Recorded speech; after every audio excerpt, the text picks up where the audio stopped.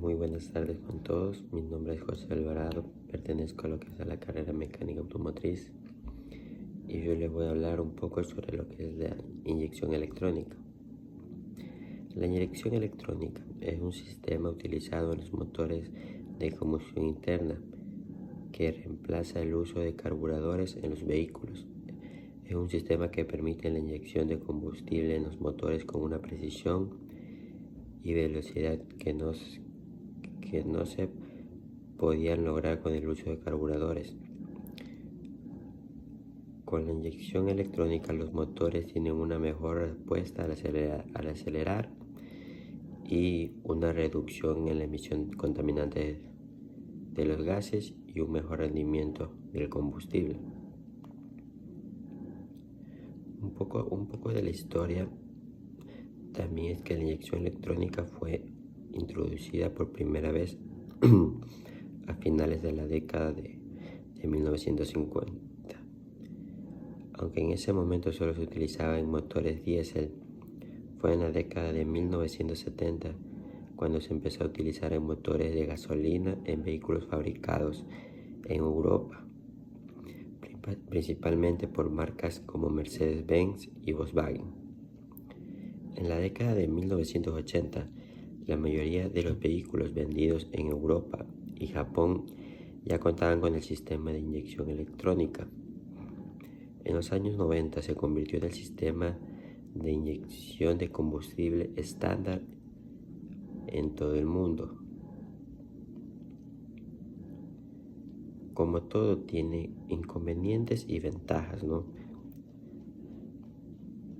A pesar de las ventajas que ofrece, la inyección electrónica también tiene algunos inconvenientes. La principal desventaja es que el sistema es más complejo que un carburador, lo que puede resultar en el costo de la reparación más alto. Además, la inyección electrónica requiere un taller especializado y herramientas específicas para su reparación o mantenimiento adecuado. Por otro lado, las ventajas son muchas. La inyección electrónica permite un mejor rendimiento de combustible, ya que el sistema de inyección es más preciso y se adapta a la variación de las condiciones de la carretera. También reduce las emisiones contaminantes, lo que es favorable para el medio ambiente, y además permite una conducción más suave y un mejor control de acelerador, lo que lo hace más cómodo en la conducción diaria.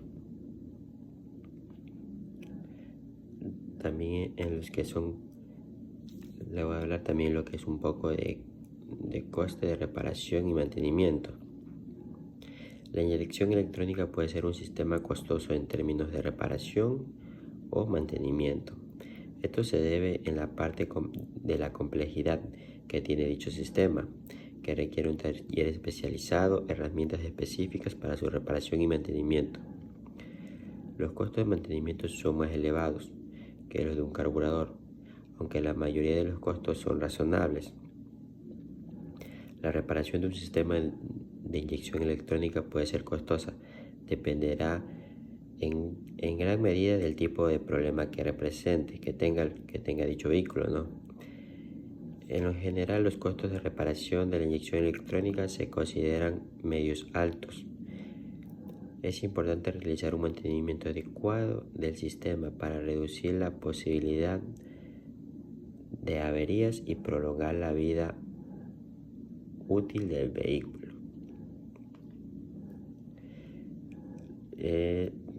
Lo que le voy a hablar también sobre lo que es cómo funciona el sistema de inyección electrónica. Así como el cuerpo humano recibe información del exterior por medio de los sentidos, como es lo que es el sector, como es el tacto, el gusto, la inyección electrónica también funciona casi de ese tipo de manera, ¿no? Recolecta información del estado del motor mediante sensores. La información recibida es procesada por la ECU, lo que las siglas en inglés significa unidad de control de energía, y además a los autores una función específica, a los autores. También dice, para lograr las mezclas estequiométrica de 14.7, lo que son 14 partes de aire por una de combustible. Es indispensable conocer la cantidad de aire que ingresa, la temperatura del motor, si el motor está girando, si está el vehículo detenido o en movimiento, el vacío del múltiple, de admisión, etc. Para cada una de estas tareas se pensó en un sensor que informa a la ECU del estado del motor. También para cada acción que debe realizar la ECU se pensó en un actuador que realice dicha tarea, como por ejemplo el motor a pasos o la válvula de relantín que regulan la marcha lenta según la temperatura del motor, si está funcionando el aire acondicionado o no. También tenemos lo que son los sensores.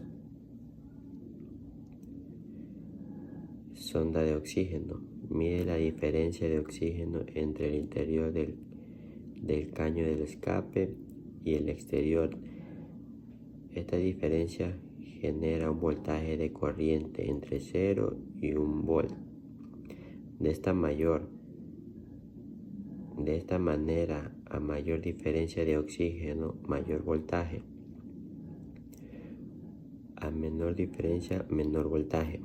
Cuando el voltaje es bajo, es decir, la mezcla es pobre, la ECU entrega más combustible, logrando un voltaje alto. La mezcla se hace más rica. Así se logra un ciclo cerrado entre la sonda y la ECU, con una oscilación entre rico y pobre como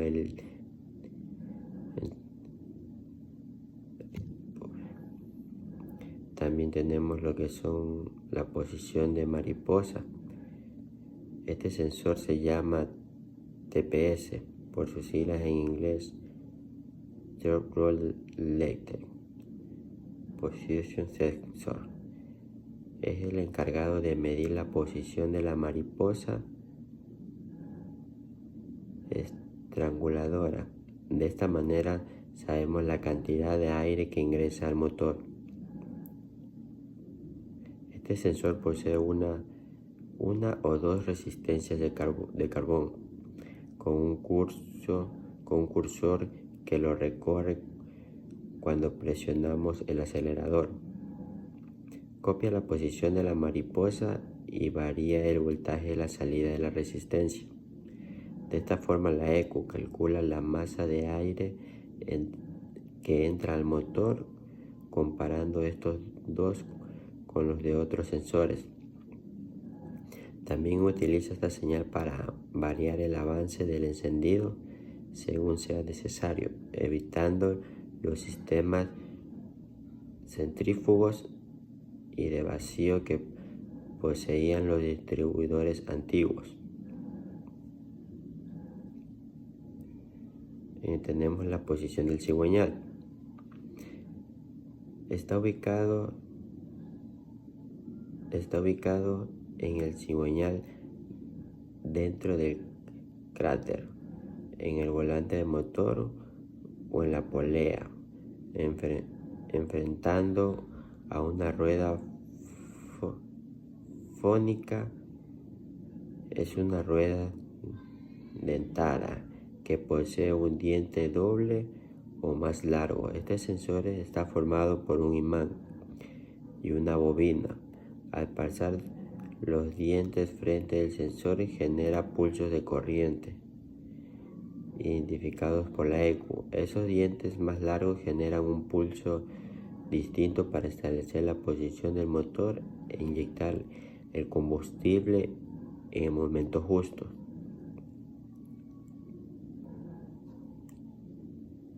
Tenemos el sensor de temperatura del motor. Este sensor está ubicado generalmente cerca del termostato de la tapa de cilindros. Posee una resistencia que varía por la temperatura del motor. Y de esta manera la ECU calcula el combustible necesario para cada situación, reemplazando el viejo cebador para los arranques en frío. También se utiliza un sensor similar para la temperatura del aire que ingresa al motor. Presión del múltiple de admisión. Cuando el motor está en relantín, los pistones aspiran aire que la mariposa no deja ingresar. De esta manera se mantiene el motor regulando, pero se genera un vacío que varía su intensidad cuando aceleramos. Esta variación son captadas por un sensor MAP, por sus siglas en inglés Manifold Absolute Pressure, que por medio de una resistencia devuelve un voltaje diferente al enviado por la ECU. Este dato se utiliza para calcular una inyección de combustible adicional en la aceleración brusca y ayuda al cálculo de la masa de aire. Normalmente este sensor tiene incorporado el sensor de temperatura de aire. Presión hidráulica. En el momento que giramos la dirección comienza a funcionar la asistencia hidráulica, frenando el motor. Por este motivo se le incorporó un sensor con la finalidad de que la ECU lo detecte y acelere, pensando en la diferencia de potencia requerida, manteniendo la marcha sin que el motor se pare. También tenemos lo que son los actuadores, como la bomba de combustible. Actualmente está ubicada dentro del tanque. Es un pequeño motor eléctrico con una turbina adosada que eleva el combustible a presión por el circuito para ser utilizado por los inyectores. Para motores multipunto trabajan aproximadamente entre 3 bares y en motores monopunto en 1,2 bares. También tenemos lo que son las bobinas de encendido. En versiones antiguas se mantiene el encendido separado de la inyección. Actualmente está integrado y accionado por la ECU mediante el corte del negativo del primario. Podemos encontrar bobinas individuales para cada cilindro o bobinas de doble chispa.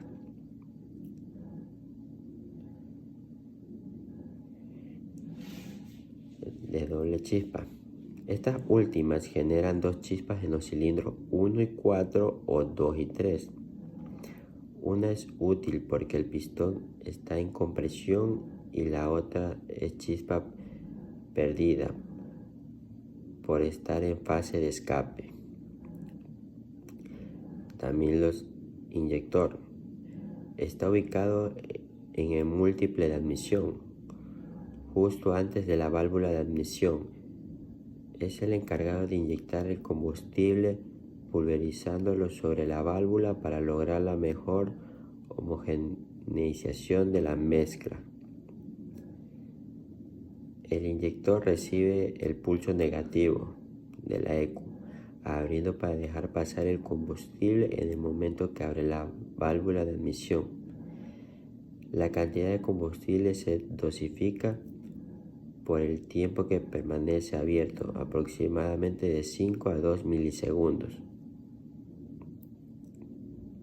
Tenemos el motor a pasos. Está ubicado al lado de la mariposa, precisamente por el encargado de hacer un bypass a la misma, permitiendo entrar el aire al motor sin acelerar.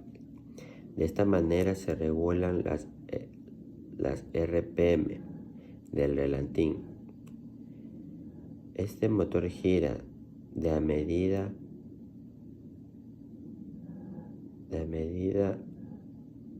vuelta interviniendo la polaridad de la corriente. Un perno central obstruye o libera un orificio abriendo o cerrando el paso de aire. También existe un sistema parecido llamado válvula de Relantín, que actúa de forma similar tirando de un tapón con mayor o menor intensidad. Otro sistema es un motor eléctrico que actúa directamente sobre la mariposa, abriéndola o cerrándola. Tenemos el sensor de velocidad. Está ubicado en la salida de uno de los semiejes para saber la velocidad a la que está moviéndose el vehículo. También se utiliza para el velocímetro del tablero. Funciona con el mismo principio que el sensor de RPM. Bueno, esta ha sido mi exposición. De antemano le agradezco. Muchas gracias.